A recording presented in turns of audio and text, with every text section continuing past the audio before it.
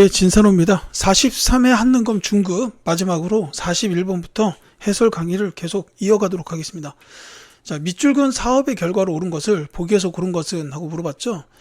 자, 1910년대 일제가 정해진 기한 내에 본인 소유 토지를 신고하도록 한 사업의 시행 모습을 담고 있습니다 라고 되어 있어요. 이건 바로 토지조사 사업이죠.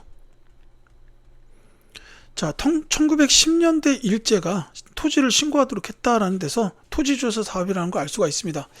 자, 일제가 토지조사 사업을 벌인 이유가 뭐냐면은, 물론 이제 세금, 세수 증대 이런 것도 목적이 있겠지만, 또 한 가지가 있다면 이 조사 절차가 굉장히 어려웠어요. 신고 절차가. 그래서 서류 막 미흡하면은 그냥 빼버리고 토지 몰수하고 막, 그래서 이제 토지 몰수 뭐 이런 것도 있습니다.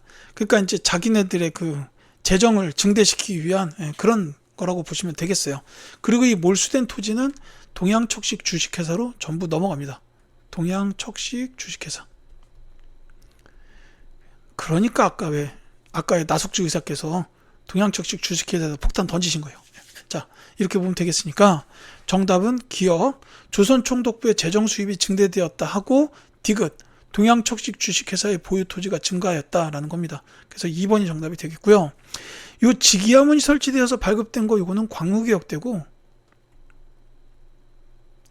이 외국의 토지 침탈을 막고자 하여 농광회사가 설립되었다는 건 1900년대에 있었어요.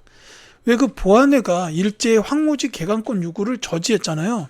근데 이게 그 일제가 황무지 개간권을 요구했던 거는 결국 토지를 침탈하기 위한 거예요. 그러니까 그걸 막아내기 위해서 세웠던 회사가 농광회사다. 우리 개간은 우리가 할 거야 해가지고 세운 회사가 농광회사라는 거죠. 자, 그래서 정답은 2번 기업과 디귿이 되겠습니다. 자, 42번. 다음 사건이 발단이 되어 일어난 민족운동에 대한 설명으로 옳은 것은, 자, 10월 30일에 광주여자 고등보통학교 학생 박기옥이 광주에서 돌아와 나주역을 나오려 할 때 광주 중학교 학생 후쿠다 등이 앞을 막고 희롱하였다. 이에 박기옥의 사촌 동생인 광주 고등보통학교 학생 박준채가 무리들을 질책하니 고함을 치며 덤벼들었다라고 돼 있어요. 자, 나주역에서 광주 학생들이 희롱을 당하고, 그 다음에 이제 그래서 일본인 중학생들한테 이 덤벼들었다. 싸움이 일어난 거죠. 이러면서 일어났던 학생운동이 뭐냐면 광주학생 항일운동입니다.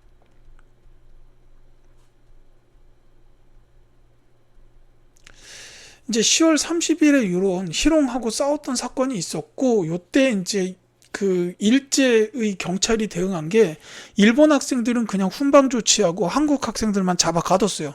그러니까 이 사실이 알려지자 광주 지역 학생들이 동맹유학하면서 학생운동을 벌이게 된 겁니다. 그게 11월 3일인데, 그래서 지금 11월 3일은 학생 독립운동 기념일로 제정되어 있는 상태죠. 자, 어쨌거나 이 광주 학생 항일운동 하면 같이 알아야 되는 게 뭐가 있냐면은 신간의 활동이 이때 있었어요. 진상조사단을 파견해가지고 지원했다. 즉 5번이 정답이 되겠습니다. 자, 그 신간에서 진상조사단 파견 지원이 광주 학생 항일운동과 관련된 가장 중요한 키워드이기 때문에 꼭 기억을 해두시기 바랍니다.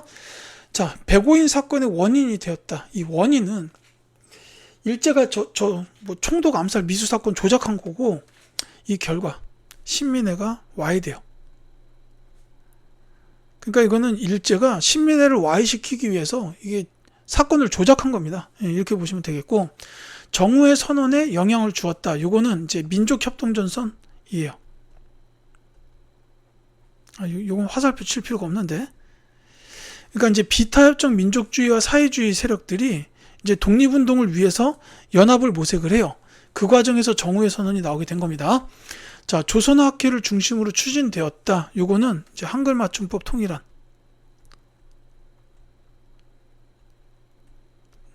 이게 제정됐고, 그 다음에 우리말 큰사전 편찬을 추진했어요.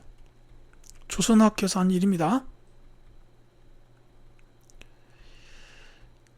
자, 국민대표회의 개최의 배경이 되었다. 이게 1922년에 개최가 됐는데 대한민국 임시정부의 활동이 부진했어요.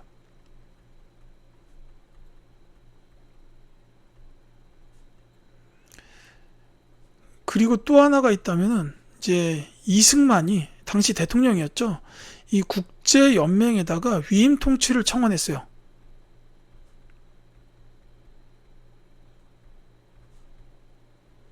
뭐 이런 것들이 이제 국민 대표회의 개최의 배경이 됐고, 이 회의가 개최가 됐는데 창조파와 개조파의 의견이 모아지지 않으면서 결국은 이제 결렬이 되고 많은 독립운동가들이 임시정부를 이탈했다. 뭐 이렇게 보시면 되겠습니다. 자, 43번. 다음 자료의 사회운동에 대한 설명으로 오른 것은, 자, 어른에게 전하는 부탁해가지고 어린이를 내려다보지 마시고 반드시 쳐다봐 주시오. 늘 가까이야 자주 얘기해 주시오. 경어를 쓰시되 늘 부드럽게 입안이나 목욕 등 옷 갈아입는 것들은 때맞춰 하도록 하여 주시오. 라고 되어 있습니다. 자, 어린이라는 단어가 나왔고, 이거는 어른들에게 전하는 부탁이에요. 그러니까 이거는 이제 소년운동인데, 천도교 소년회에서 주도했어요. 천도교 소년회.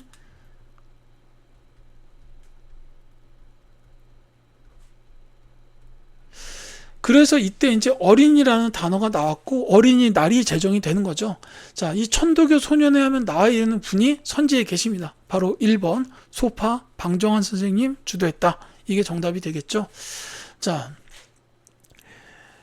그래서 이 천도교 소년회에 대해서는 뭐 어린이날 요거 기억해 두시면 됩니다. 어린이날 방정환 선생님 이름 기억하셔야겠죠. 뭐 우리 중에 어린이가 아니었던 사람은 없고 방정환 선생님 이름은 모를 수가 없습니다. 반드시 기억해 두시고, 자, 정부의 헌의육조를 건의하였다. 이거는 이제 독립협회. 그 다음에 밀립대학 설립을 목표로 하였다. 이게 전부 단체로 말씀을 드릴게요. 밀립대학 기성회입니다. 자, 대한자강회를 중심으로 전개되었다. 이거는 고종의 강제퇴위 반대. 아까 나왔었죠. 자, 조선 사람 조선 것이라는 구호를 내세웠다. 이거는 그 물산 장려 운동입니다.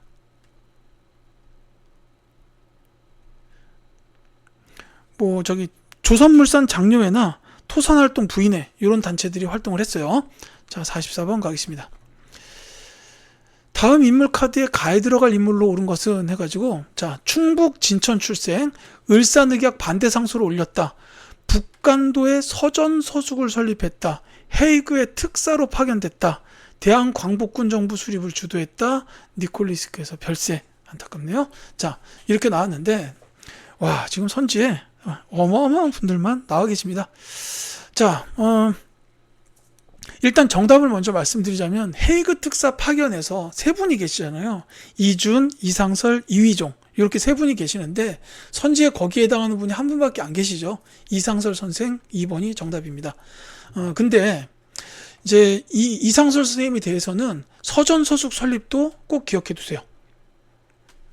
이제 교육 활동에도 굉장히 힘을 쓰셨던 분입니다. 그리고 이제 제가 뭐 개인적으로는 그 뭐 헤이그 특사 세 분 중에서 가장 많이 이렇게 좀 보는 분이 이상설 선생인 게, 그 저는 원래 이제 그 대한 수학 역사, 그러니까 한국 수학 역사를 이렇게 취미로 공부를 하다 보니까 이 한국 수학 역사에서 이 이상설 선생님이 굉장히 업적이 커요. 그래서 이제 이 수학적으로 굉장히 뛰어나셨던 분인데, 이제 그러다 보니까 아무래도 이상설 선생님을 좀 더 많이 공부하지 않았나라는 생각이 듭니다. 자, 그렇고 이 김규식 선생님의 경우에는 뭐 이건 말로만 말씀을 드려야겠죠. 이게 워낙 많아요.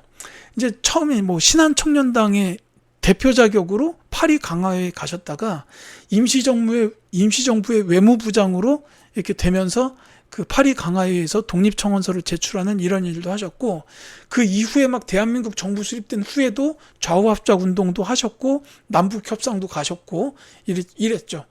그 다음에 이동영 선생님은 그 임시정부에서 국무령도 하셨고, 그 다음에 뭐 신흥무관학교 설립이라든지 이런 거 하셨던 분. 그 다음에 이 도산 안창호 선생님은 신민회 창립 멤버이시면서 흥사단을 설립하기도 하셨어요. 신민회 흥사단.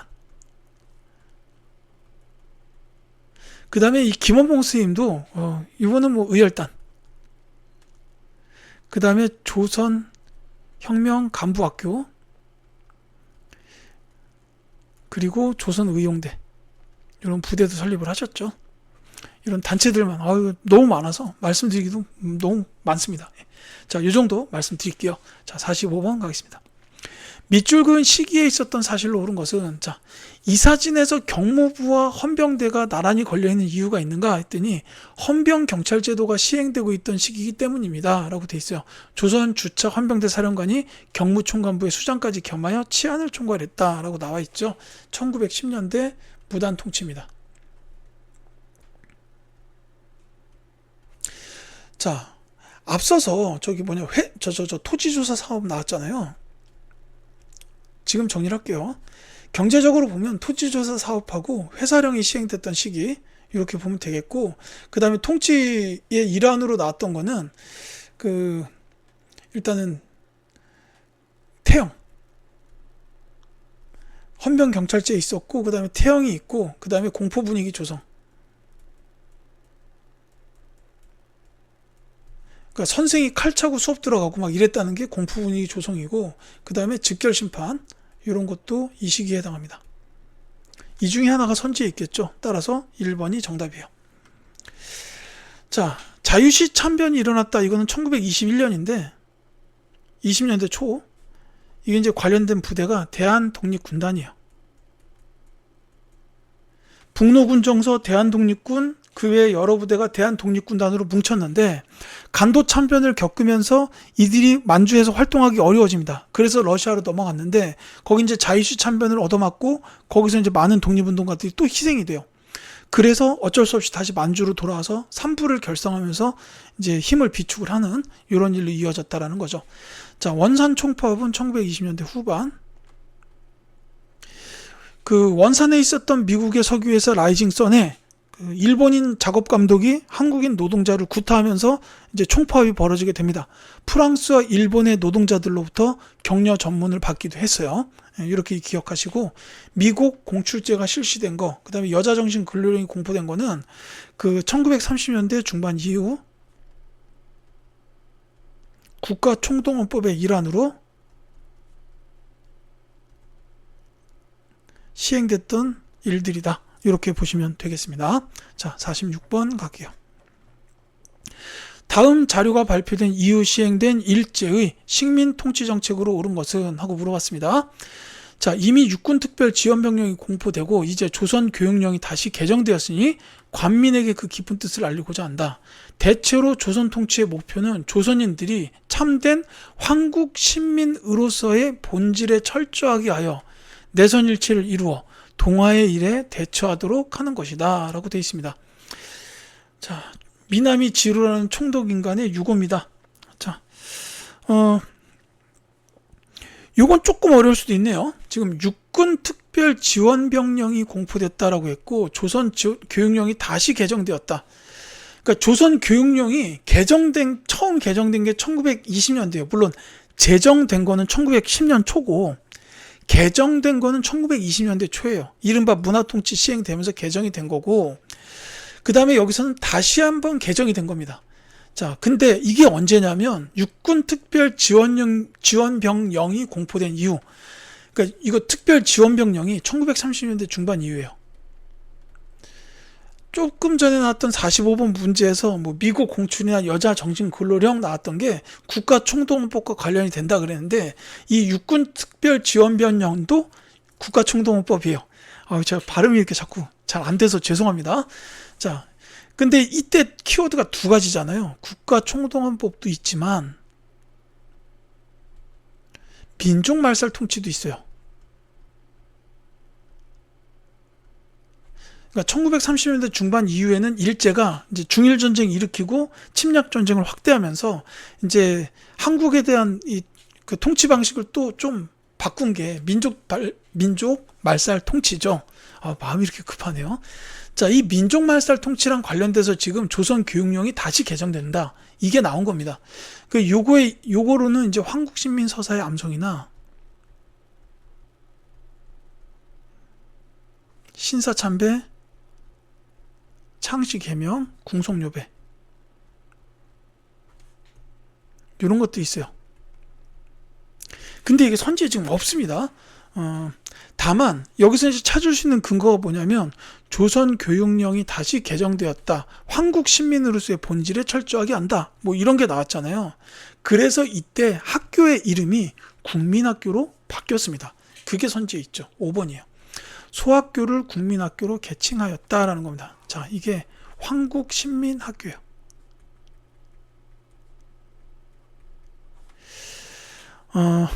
저는 국민학교 세대인데 이게 김영삼 정부에 들어서서 역사 바로 세우기 하면서 초등학교를 이름을 바꿉니다.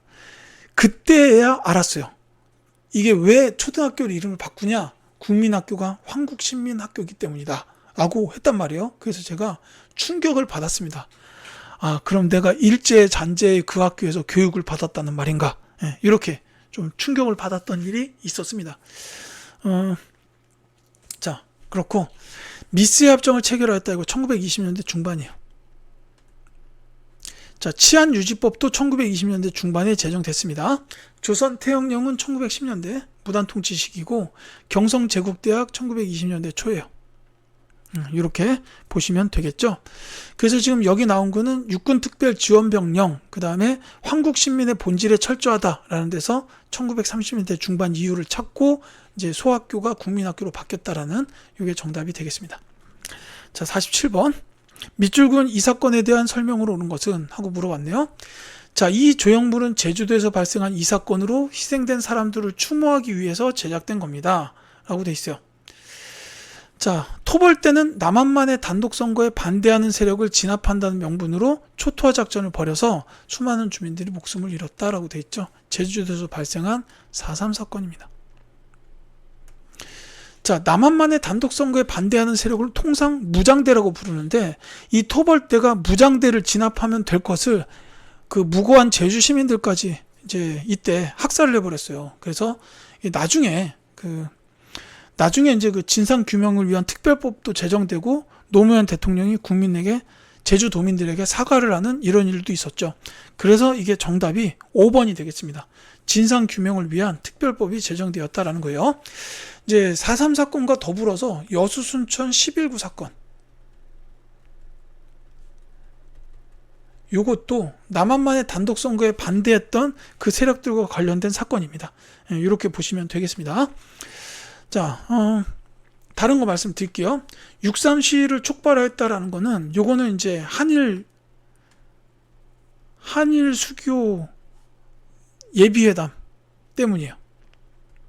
김종필 오이라 회담인가? 그럴 텐데, 요게 이제 이 회담을 벌이면서 이제 일본하고 수교를 하려는 게 정부가 이렇게 하려고 한다는 게 알려지니까 시위가 벌어집니다. 이 박정희 정부 초기예요. 아니, 기껏해서 경제 발전하겠다고 대통령으로 뽑아놨더니 한일 수교가 웬 말이냐, 안 된다, 막 이렇게 나온 게 6.3 시위입니다.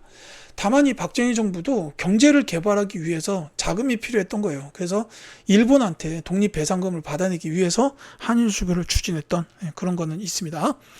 자, 4.13 호원 조치의 철폐를 요구하였다. 요거는 이제 나중에 6월 민주항쟁으로 이어지죠. 대통령이 하야하는 결과 이승만입니다. 4.19 혁명이에요. 신군부의 비상계엄 확대에 반발하였다. 요거는 5.18 민주화 운동이죠. 자, 48번 가겠습니다. 다음 사건이 있었던 정부 시기의 사실로 옳은 것은, 자, 임시수도 부산에서 계엄령이 선포됐다라고 되어 있습니다. 자, 1952년 5월 25일 07을 기하여 부산을 포함한 경남과 전남북 일부 지역의 공비소탕을 구실로 비상계엄이 선포되었는데, 발췌기원으로 불리는 1차 개정헌법이 공포되기까지 부산에서 있었던 정치적 소요의 시작이었다라고 되어 있습니다. 그러니까 이 계엄을 선포한 게 발췌기원을 하기 위해서 계엄을 선포한 거예요. 그러니까 이 국회의원들이 강제 연행돼가지고 이제 가서 이제 헌법 개정에 찬성을 하는 이런 일이 있었다라는 거죠. 자, 요거는 6.25 전쟁 중이라는 사실을 알 수 있고 이승만 정부입니다.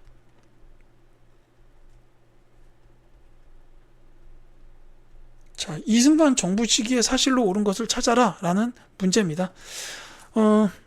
이승만 대통령이 집권을 했던 시기가 꽤 길어요. 그러니까 1948년부터 1960년까지 12년간 집권을 했습니다. 이제 그러다 보니까 그때 발생했던 일들도 많죠. 뭐 6.25 전쟁 전에는 이제 뭐 농지기억법이라든지 반민족행위 처벌법 제정돼 가지고 반민특위 활동했다 이런 게 있고 6.25 전쟁 중에는 이제 뭐 발췌기원이나 아니면은 그 방공포로의 석방 같은 일이 있었고 6.25 전쟁 이후에는 이제 뭐 삼백산업이 발전했다 이런 것도 있지만 이제 뭐 저 조봉암 선생 사용되는 그 진보당 사건이나 경향신문의 강제폐간 이런 것도 있었습니다. 물론 3.15 부정선거를 자행하고 4.19 혁명에 의해서 하야하는 일로 이어졌죠. 자, 지금 제가 말씀드린 거에 정답이 있습니다. 5번. 반민족행위 특별조사위원회가 구성되었다. 이게 이제 이승만 정부 때 있었던 일인데 6.25 전쟁 이전에 있었고 이 반민특위가 해체된 것도 6.25 전쟁 전이에요. 자, 경부고속도로가 개통되었다. 요거 박정희 정부. 정부자는 안 쓸게요. 자, 서울올림픽 대회가 개최되었다. 요거는 이제 노태우 정부 때고 좌우합작위원회가 결성되었다는 정부 수립 이전입니다. 그러니까 요거는 그 미군정 시기예요. 자, 그 다음에 그 7.4남북 공동성명이 발표되었다. 요거는 그 박정희 정부. 최초의 통일 관련 정부의 노력이었다고 볼 수가 있겠죠. 자, 49번 가겠습니다. 다음 헌법 조항이 시행된 시기에 있었던 사실로 옳은 것은? 하고 물어봤어요. 자, 대통령은 통일 주체 국민회의에서 토론 없이 무기명 투표로 선거한다. 여기서 바로 알 수 있습니다. 그 밑에 보시면 국민의 자유와 권리를 잠정적으로 정지하는 긴급 조치를 할 수 있고 정부와 법원의 권한에 관해서 긴급 조치를 할 수 있다라고 돼 있어요. 자, 통일 주체 국민회의 나왔고 그 다음에 긴급 조치까지 나왔어요. 국민의 기본권 제한할 수 있다라고 했죠. 이거는 유신 체제입니다. 이것도 물론 박정희 정부 때죠. 그러니까 이제 박정희 정부에 대한 거를 정치적으로 봤을 때는 그 유신체제가 아닌 시기랑 유신체제 시기랑 이렇게 둘로 나눠진다. 이렇게 볼 수가 있습니다. 그래서 이거는 유신체제 때를 찾아야 돼요. 이 헌법이 시행된 시기이기 때문에 유신체제 때를 찾아야 되는데 정답을 먼저 말씀드리자면 2번입니다. 부마 민주항쟁이 일어났다. 이게 유신체제 때 있었어요. 이거 관련된 게 YH 무역사건. 1979년에 YH 무역 노동자들이 우리 회사 그 문 닫지 말아달라. 우리 계속 일하게 해달라고 그 야당 신민당사에서 시위를 벌이는데 이때 이제 이 정부의 공권력이 과도하게 진압을 해서 사망하는 노동자까지 생겨요. 그러니까 이때 그 신민당 대표였던 김영삼이 유신을 비판합니다. 그걸로 인해서 이제 이 김영삼이 국회의원에서 제명이 돼요.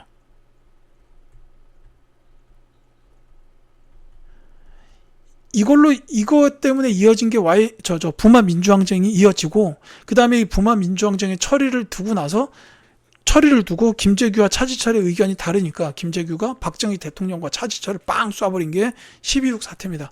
그래서 이때 이제 부마 민주항쟁이 일어나고, 그 다음에 12.6 사태로 이어졌다. 이렇게 기억하시면 되겠고요. 자, 6.29 민주화 선언이 발표되었다. 이거는 6월 민주항쟁이죠. 자, 신탁 통치 반대 운동이 확산되었다. 요거는 그 미군정식입니다. 미군정이 막 들어왔을 때 정도로 보면 돼요. 여수 순천 11구 사건이 발생하였다. 이건 제가 아까 말씀드렸는데 그 제주 4.3 사건하고도 관련이 있어요. 같은 해에 일어났던 그 남한만의 남한만의 단독 선거를 반대했던 무장대랑 관련된 그 사건이다라고 보시면 되겠습니다. 자, 50번. 밑줄근 이 정부 시기에 경제 상황으로 옳은 것은? 하고 물었습니다.